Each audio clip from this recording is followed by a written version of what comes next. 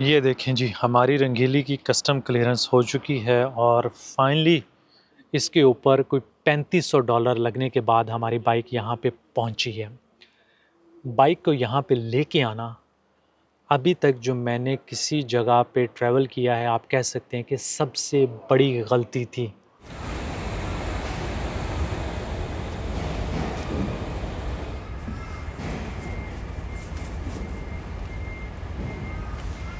अस्सलाम वालेकुम everyone and welcome back to the channel from Tokyo Machida, जहाँ पे एग्जैक्टली 40 दिन हो गए हैं मुझे जब से मैं यहाँ पे पहुँचा हूँ। और आपको पता है कि हमारी बाइक के इश्यूज़ वगैरह चल रहे थे, कस्टम क्लीयरेंस और लगेज की। तो अल्हम्दुलिल्लाह जी, वो हमारा प्रोसेस कंप्लीट हो गया है। कल मैं गया था टोक्यो पोर्ट पे, वहाँ पे उन्होंने मेरे हवाले कर दिया मेरा जितना बाइक के ऊपर लगेज लगा हुआ था, कस्टम क्लीयरेंस उसकी कंप्लीट हो गई थी और उसके साथ साथ हमारी बाइक भी। लेकिन बाइक यहाँ पे नहीं है, यहाँ से तकरीबन कोई 80 किलोमीटर के फ़ासले पर है, इबराकी के नाम से एरिया। वहाँ पे मोस्टली वो पाकिस्तानी जो अपना गाड़ियों का बिज़नेस वगैरह करते हैं, उनके यार्ड्स हैं। तो वहाँ पे स्पेस थी, मैंने उनसे रिक्वेस्ट की और बाइक हमारी टोक्यो पोर्ट से सीधी उनके पास चलेगी। तो आज का प्लान ये है कि यहाँ से मैं निकलता हूँ और जाके बराकी में देखते हैं कि हमारी बाइक किस कंडीशन में यहाँ पे पहुँची है। उसके साथ-साथ जैसा कि मैंने पहले भी ज़िक्र किया था, ये जो पूरा प्रोसेस रहा है थाईलैंड से यहाँ पे बाइक लेके आने का, वो मैं आप लोगों के साथ उसकी कॉस्ट वगैरह शेयर कर दूँगा। साथ-साथ अभी जो हमारे फ्यूचर के प्लान्स हैं, क्योंकि आपको लग रहा होगा कि अब बाइक यहाँ पे पहुँच गई है, मैं बाइक पे बैठूँगा और जापान एक्सप्लोर कर लूँगा, ऐसा बिल्कुल नहीं है। कुछ और इश्यूज़ हैं और वो मेजर इश्यूज़ हैं, वो भी मैं आप लोगों के साथ शेयर करूँगा। तो बस निकलते हैं यहाँ से, चलते हैं बराकी और रास्ते में देखते जाएँगे, जो भी इंटरेस्टिंग एरिया होगा उसको विज़िट करते हुए आगे निकल जाएँगे। बिस्मिल्लाहिर्रहमानिर्रहीम। सुब्हानल्लाह ज़ी सख़्ख़र लना हाज़ा वमा कुन्ना लहु मुक़रिनीन व इन्ना अला रब्बिना लमुनक़लिबून। या अल्लाह पाक खैर खैरियत से हमारा आज का दिन गुज़रे जी, और बहुत अच्छा गुज़रे। बहुत लंबी राइड तो नहीं है, लेकिन फिर भी 3 घंटे लग जाएंगे, तकरीबन कुछ 76 किलोमीटर है। लेकिन टोक्यो में और इसके आसपास के जितने एरियाज़ हैं, इतने सिग्नल्स हैं कि बंदा परेशान हो जाता है। और जब से मैं यहाँ पे आया हूँ ना, मौसम मुझे ऐसा ही मिला है, क्लाउडी। हार्डली 2 या 4 दिन ऐसे होंगे जब धूप निकली है, और जब धूप निकलती है तो ऐसी जालिम किस्म की धूप होती है कि गर्मी इतनी लगने लग जाती है।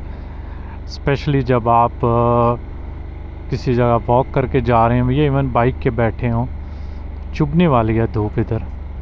लेकिन ये बादल जो है ना, ये बड़ा डिप्रेसिव सा मौसम बना रहे हैं।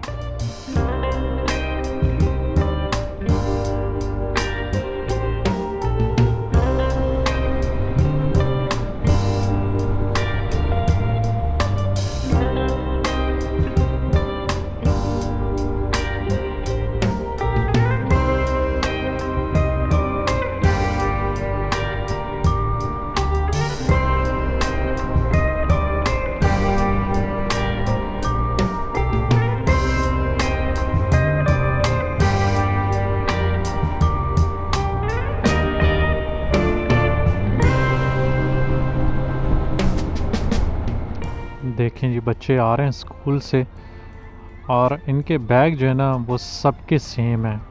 आपने इंस्टाग्राम पे या इधर उधर इनकी वीडियोस भी देखी होंगी कि ये बड़े एक्सपेंसिव बैग्स होते हैं। और इसके अंदर इनका जीपीएस सिस्टम के वालदैन देख सकते हैं कि बच्चा जो है वो कहाँ पे है। उसके अलावा ज़लज़ले की सूरत में वहाँ से प्रोटेक्शन है इसके अंदर, और भी काफ़ी इसके फंक्शंस हैं। तो ये बैग किसी जो पाकिस्तानी फैमिली की तरफ जाएंगे ना, तो उनके बच्चों से देख के ना आपको दिखाऊंगा। और ये भी कहा जाता है कि ये बैग दुनिया के मोस्ट एक्सपेंसिव स्कूल बैग्स भी हैं। कुछ तो $600 के बिक रहे होते हैं। लेकिन ये मैंने जो वीडियोस देखी हैं उन्हीं से मैं आपको बता रहा हूँ, तो कंफर्म करूँगा जब किसी फैमिली से मिलूँगा।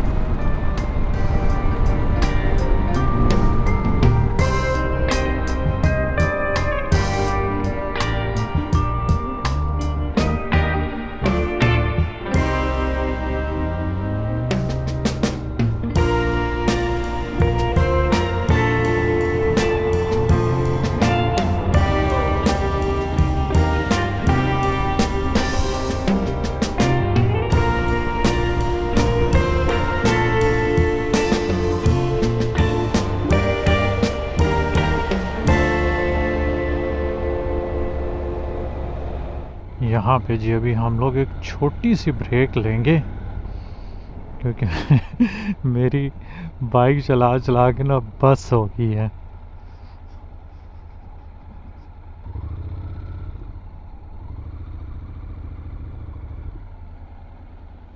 मैं ऑनेस्टली बताऊं तो आई थिंक अभी तक शायद मैंने कोई 100 से ज़्यादा कंट्रीज़ विज़िट कर लिए हैं। कुछ जगहों पे मैं मोटरसाइकिल पे गया हूँ, कहीं पे गाड़ी पे, कुछ जो है वो दोस्तों यारों के साथ जो है वो ट्रैवल किया हुआ है उनकी व्हीकल्स पे। तो इतना तो मेरा एक्सपीरियंस है कि टोक्यो का ये जो रीजन है यहाँ पे आई थिंक शायद 38 से लेके 40 मिलियन के आसपास लोग रहते हैं। टोक्यो सिटी और उसके आसपास के जो छोटे मोटे शहर हैं, जितना स्लो यहाँ पे ट्रैवल है मैंने दुनिया में कहीं पे एक्सपीरियंस नहीं किया।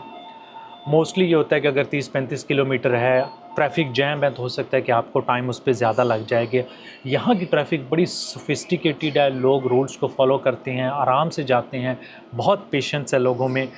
लेकिन उसके बावजूद क्योंकि बड़ी स्लो ट्रैफिक मूव कर रही होती है, आपको ईज़िली 30 किलोमीटर पे 2 घंटे तो कहीं नहीं लग जाते। और शायद ये भी रीज़न है कि लोग यहाँ पे बहुत ज़्यादा हैं, उस वजह से इंफ्रास्ट्रक्चर इस तरह का नहीं है कि आपके पास हाईवे के अलावा, जैसे बाकी कंट्रीज़ में ये होता है कि आपको कोई बाईपास मिल जाता है कि आप शहर की ट्रैफिक को अवॉइड कर लेते हैं। लेकिन यहाँ पे मुझे उस तरह का कोई सीन नज़र नहीं आया। तो मेरी तो ये पिछले 30 किलोमीटर में बस हो गई है। मेरे ख़्याल में मैंने कोई 2 घंटे जो है ना वो बाइक चलाई, और ये मैं बाइक पे था। गाड़ी पे होता तो शायद और हमारा टाइम लगता है। लेकिन एनीवे अभी हम 7-Eleven पे कॉफ़ी ली है, साथ में ओनिगिरी ले ली है। और यहाँ पे कन्वीनियंस स्टोर्स का फ़ायदा ये होता है कि एक तो आपको खाने पीने की हर चीज़ मिल जाती है, और दूसरा यहाँ पे बैठने की जगह होती है, तो आप आराम से बैठ जाएँ। वॉशरूम्स वगैरह भी हैं, तो आपको सब कुछ यहाँ से मिल जाता है।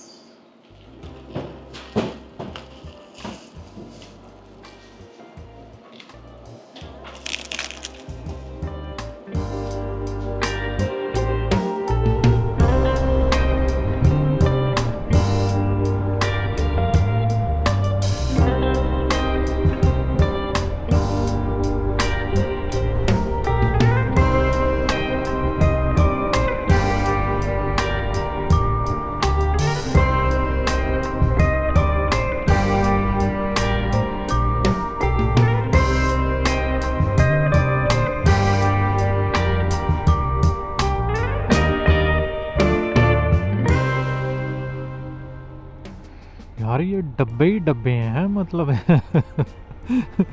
हर दूसरी गाड़ी ना ये इस तरह के डब्बे हैं। यहाँ पे ये बहुत फेमस हैं। शुक्र है अब थोड़े से व्यूज़ भी बेहतर हुए हैं, शहर से बाहर आए हैं ना।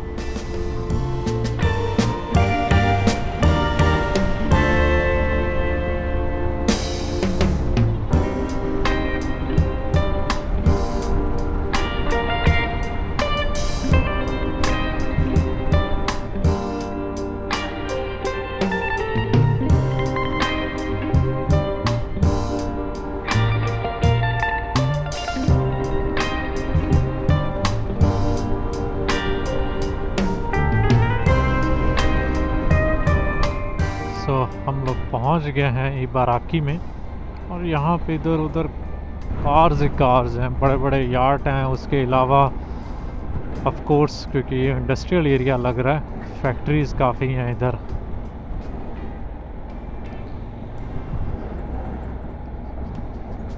और उसके साथ साथ आपको नेचर भी मिलेगी यहाँ पे, बड़े बड़े स्पोर्ट्स ग्राउंड्स और मूंजी की फसल। और इधर ट्रक्स भी हैं, क्योंकि यहाँ से लेके जा रहे होंगे पोर्ट की तरफ, पोर्ट से लेके आ रहे होंगे इधर सामान।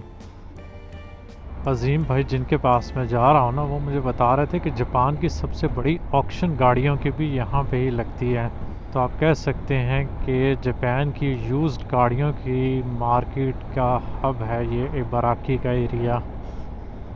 और दरिया भी बड़े हैं यार, मेरे ख्याल में ये कुछ चौथा दरिया है हम क्रॉस कर रहे हैं इधर।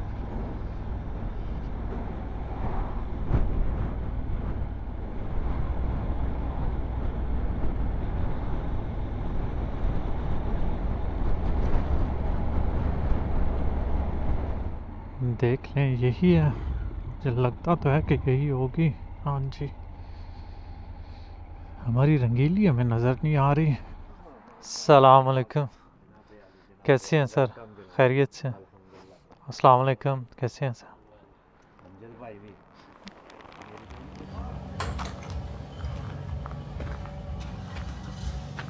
ये देखें जी, हमारी रंगीली की कस्टम क्लियरेंस हो चुकी है और फाइनली हमें हैंड ओवर कर दी गई है। यहाँ पे हमारे एक बहुत अच्छे पाकिस्तानी भाई हैं, अज़ीम भाई, उनके यार्ड पे ला के मैंने इसको खड़ा कर दी है। तो अभी ये इसी बॉक्स में ही रखने का भी इसको प्लान है, इसलिए मैंने अभी तक इसको यहाँ से बाहर नहीं निकाला और उसकी रीज़न मैं आपको बताता हूँ। सबसे पहले तो मैं आप लोगों को बताता हूँ कि थाईलैंड से जापान जो शिपिंग का प्रोसेस था, उसमें क्या इश्यूज़ आए। जब मैंने थाईलैंड में अपनी बाइक एजेंट को दी थी तो वहाँ से 12 मार्च को बाइक ने निकलना था और 12 अप्रैल को यहाँ पे पहुँच जाना था। तकरीबन 1 महीने का उन्होंने मुझे बताया था। लेकिन क्योंकि थाईलैंड में मेरी बाइक का ओवरस्टे था, तो कस्टम्स को वो सारे डॉक्यूमेंट्स और जो भी फ़ाइन वगैरह था वो पे करते कराते जो मुझे एजेंट ने बताया है कि उसमें तकरीबन 3 वीक का डिले आ गया। वो होना नहीं चाहिए था, लेकिन अनफॉर्चुनेटली वो वहीं पे ही 3 वीक का डिले हो गया, जिसकी वजह से वहाँ से बाइक जब इधर पहुँची है तो अप्रैल के एंड पे पहुँची। मैं एस्टिमेशन लगा के आया था कि 12-13 अप्रैल को यहाँ पे बाइक पहुँचेगी, 1 हफ़्ते के अंदर कस्टम क्लियरेंस हो जाएगी और हम ट्रैवल कर लेंगे। तो उस पूरे प्रोसेस पे आई थिंक वहाँ से जो कस्टम की फ़ीस थी, प्लस उसके अलावा जो शिपिंग की कॉस्ट थी और जो मैंने वहाँ पे फ़ाइन पे किया ओवरस्टे का, वो तकरीबन सब मिला-जुला के कुछ $2200 के आसपास मेरा वो ख़र्चा हुआ। और जब यहाँ पे पहुँची थी तो आई थिंक कुछ $400 मुझे बताया गया था इनिशियली, लेकिन जैसे कि मैंने पहले भी वीडियो में ज़िक्र किया था कि बाइक के ऊपर जो लगेज लगा हुआ था, जो एक्सेसरीज़ थी, जिसमें कपड़े वगैरह थे, टेंट, मेरा स्लीपिंग बैग, साथ में द हेलमेट और जैकेट वगैरह थी, वो यहाँ पे एजेंट ने हमें बताया कि उसकी पूरी डिटेल, क्योंकि हम लोगों ने वहाँ पे नहीं दी थी, तो उस वजह से अब सामान सारा खुलेगा और उसको चेक करेंगे, वो लिस्ट बनेगी, कस्टम के पास जाएगा, कस्टम क्लियरेंस होगी और उसके बाद वो तकरीबन कोई 3 हफ़्ते का डिले होने के बाद आज है जी 27, जब हमें बाइक प्लस सारी एक्सेसरीज़ वगैरह सब कुछ मिला है। और यहाँ पे मैंने तकरीबन कोई $1200-1300 पे किया है। तो आप कह सकते हैं कि ऑलमोस्ट 2 महीने का डिले प्लस इसके ऊपर कोई $3500 लगने के बाद हमारी बाइक यहाँ पे पहुँची है। अब बाइक यहाँ पे पहुँच गई है, क्रेट में इधर ही खड़ी है, लेकिन इसको मैं यहाँ से निकाल के जापान में लीगली तौर पे चला नहीं सकता। और उसकी रीज़न जो है वो ये है कि जर्मनी क्योंकि जिनेवा कन्वेंशन फॉर ट्रैफ़िक का मेंबर नहीं है, तो यहाँ पे लीगली इसको मैं जर्मन नंबर के साथ नहीं चला सकता। इस चीज़ का मुझे पता था, पहले ही आइडिया था और मैंने जो मुझे जापान ऑटोमोबाइल एसोसिएशन ने बताया था कि जब आप यहाँ पे अपनी बाइक लेके आएँगे तो उसके बाद आपने यहाँ पे इसका रोड वर्दीनेस टेस्ट होता है, जो कि हर गाड़ी का दुनिया के हर मुल्क में होता है, जर्मनी में भी होता है, यहीं पे यहाँ पे भी होता है। उसके बाद देखते हैं कि गाड़ी इस काबिल है कि उसको रोड पे लेके आया जा सके। अगर कोई उसकी सर्विस वगैरह करवानी होती है तो वो करवा के फिर आपको एक ये जापानीज़ नंबर प्लेट मिल जाएगा और मैं 1 साल इसको यहाँ पे जापान में चला सकता हूँ। तो करने को तो मैं ये कर सकता हूँ, लेकिन बाइक को यहाँ पे लेके आना, अभी तक जो मैंने किसी जगह पे ट्रैवल किया है, आप कह सकते हैं कि सबसे बड़ी गलती थी। क्योंकि मुझे नहीं पता था कि यहाँ के रूल्स और किस तरह बारीकी में जाके सारी चीज़ें चेक की जाती हैं और फिर जो क्लियरिंग एजेंट्स थे दोनों साइडों पे, थाईलैंड पे और यहाँ पे, वो सारी इन्फॉर्मेशन उन्होंने मुझे नहीं दी थी। अगर मुझे पता होता तो मैं अपनी बाइक यहाँ पे लेके नहीं आता। अब एक गलती तो मैंने कर दी है, अब अगली गलती ये होगी कि मैं यहाँ पे इसका रोड वर्दीनेस टेस्ट करवाऊँ, फिर इसका मैं रजिस्ट्रेशन करवाऊँ। उसमें अगर कोई छोटा-मोटा इश्यू भी निकल आता है, एक तो मेरा टाइम वेस्ट होगा और दूसरा मेरे पैसे भी लगेंगे। क्योंकि यहाँ पे जिसका मुझे नहीं पता था, अगर ये मुझे पता होता तो मैं कभी भी अपनी बाइक ना लेके आता। मुझे जापान ऑटोमोबाइल एसोसिएशन ने सिर्फ़ इतना बताया था कि जब आपकी बाइक यहाँ पे आ जाएगी, आप इसको लोकली रजिस्टर्ड करवा सकते हैं, जब इसकी इंस्पेक्शन वगैरह हो जाएगी। लेकिन ये नहीं बताया था कि इसकी कॉस्ट कितनी है और वो कॉस्ट आप यकीन जानें आपको भी नहीं आइडिया 7 लाख येन, जो कि ऑलमोस्ट $5,000 बनती है। इस बाइक की कीमत से भी ज़्यादा। ये मुझे नहीं पता था, अगर पता होता तो मैं कभी भी बाइक ना लेके आता। लेकिन ये जो कस्टम क्लीयरेंस का प्रोसेस था, ये मुझे हर सूरत में करवाना था।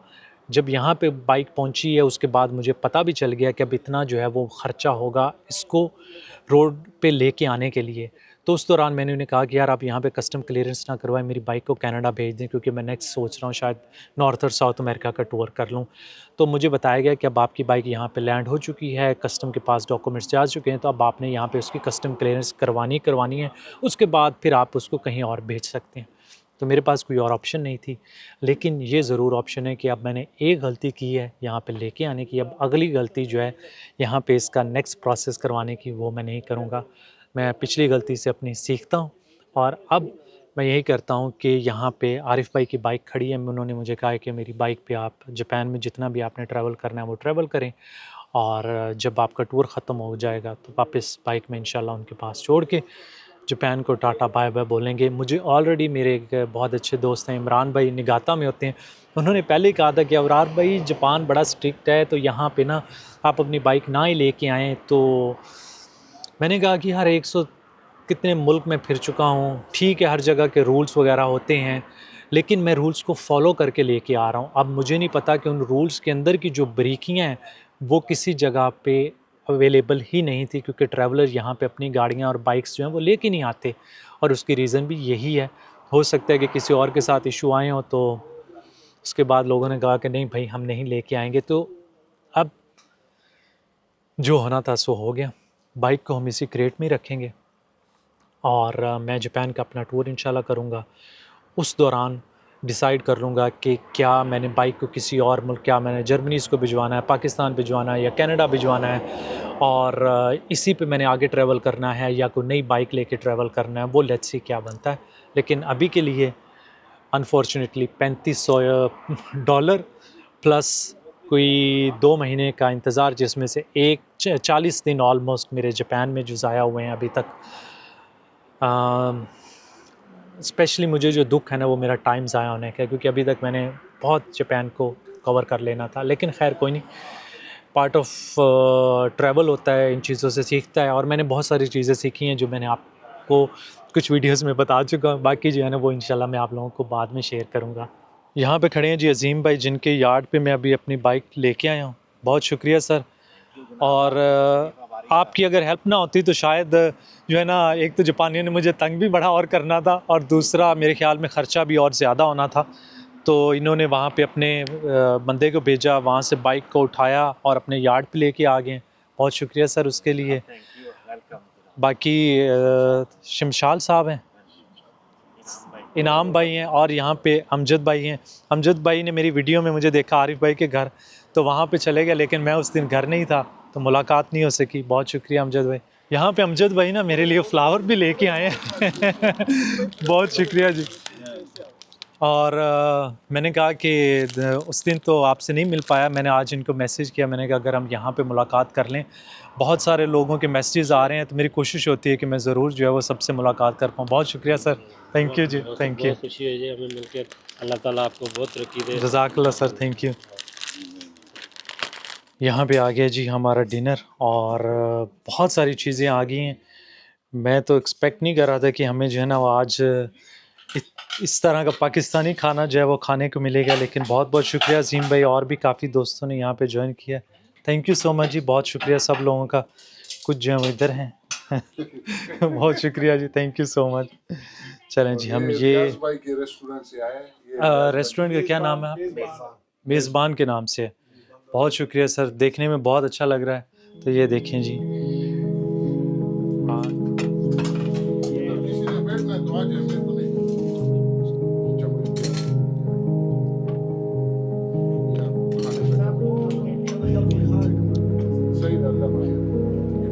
चलें जी अमजद भाई, बहुत शुक्रिया sir, thank you ji. Okay Azeem भाई, इंशाल्लाह मिलते हैं फिर दोबारा। हाँ जी।